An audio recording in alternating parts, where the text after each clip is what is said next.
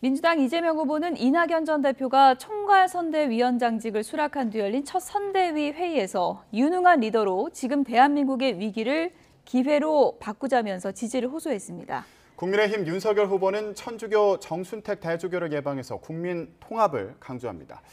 이런 가운데 여야는 코로나19 확진자의 현장 투표 논의를 시작했습니다. 취재기자 연결해서 알아보겠습니다. 김승환 기자. 네, 국회입니다.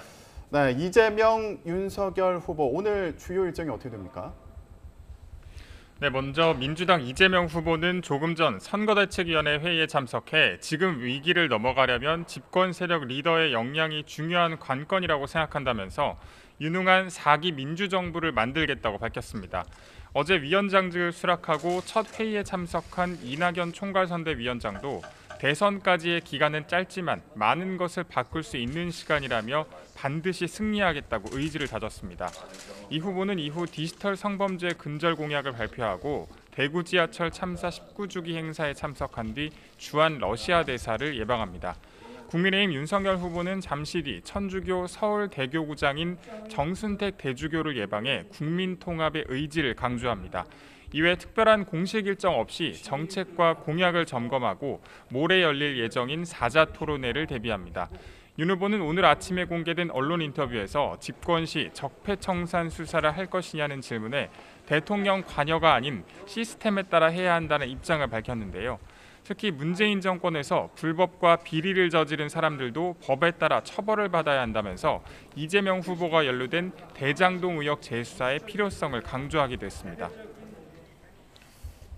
네, 제3지대 후보들은 오늘 어디로 가나요? 네, 정의당 심상정 후보는 잠시 뒤 국회에서 교육 공약을 발표하고 대구 지하철 참사 19주기 추모식과 불평등 양극화 해소를 위한 토론회에 참석합니다. 국민의당 안철수 후보는 대한상공회의소와 주한 미국상공회의소 간담회에 연달아 참석해서 경제 비전 등에 대한 생각을 내놓습니다. 여야를 가리지 않고 안철수 후보와 연대 또는 단일화 목소리가 커지는 데 대해서 안 후보는 일단 대선 레이스 완주 의사를 재확인한 상황인데요. 다만 이재명 후보는 아침에 공개된 세계일보와 인터뷰에서 모든 가능성이 열려 있다면서 정치 세력들이 국민의 뜻에 따라 작은 차이를 넘어 협력해야 한다고 했고, 윤석열 후보도 중앙일보 인터뷰에서 서로 신뢰하면 10분 안에라도 단일화 결정이 끝날 수 있다면서도 추진위원회를 만들어서 하는 협상은 하지 않을 것이라고 선을 그었습니다. 네, 최근에 코로나19 확진자가 연일 최다로 나오고 있는 상황인데 확진자 투표 방안도 대선 쟁점으로 떠올랐습니다. 오늘 여야가 관련 내용을 논의한다고요?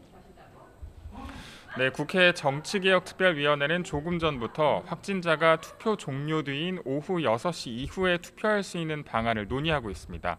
현재로서는 여야가 투표 시간 연장에 공감대를 이룬 만큼 큰 무리 없이 협의가 이뤄질 것으로 보이는데 오후 6시에서 9시 사이 확진자만 별도로 투표하는 방안 등이 거론됩니다. 이번 논의에 따라 대선 당일 개표 시간 역시 바뀔 가능성이 큰 상황입니다. 여야가 별 무리 없이 합의를 이뤄낸다면 오후 전체 회의에서 공직선거법 개정안을 통과시킨 뒤 추후 국회 법제사법위원회와 본회의 의결을 거칠 것으로 보입니다. 지금까지 국회에서 YTN 김승환입니다.